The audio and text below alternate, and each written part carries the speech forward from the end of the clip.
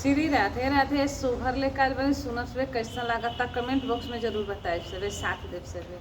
सोहर फूल सुबह सबे कैसा लागता। कौन फूलवा फूल आधी रातिया, कौन फूलवा भोरे भोरे हो। कौन फूलवा फूल आधी रातिया, कौन फूलवा भोरे भोरे हो। मोरे सासू कौन फूलवा फूलेला कोखिया, गाना वाला लान खेली है हो। मोर सासू कौन फूलवा फूलेला कोखिया, गानवा लालन खेली है नु हो। रात रानी फूलवा फूल आधी रातिया, तड़ौल फूलवा भोरवे भोरवे हो। रात रानी फूलवा फूल आधी रातिया, तड़ौल फूलवा भोरवे भोरवे हो।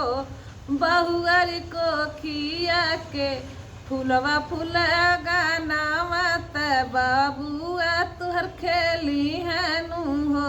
बहुआरी को खिया के फूलवा फूलया गानावा, पोतवा मोरे खेली है नु हो। ए सासू कैसन होला फूलवा राती रानिया के हो।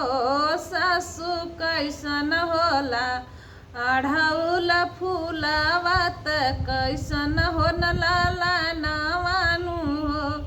सासू कैसन होला अढ़ौल फूलवा, कैसन लाला नवा हो न हो।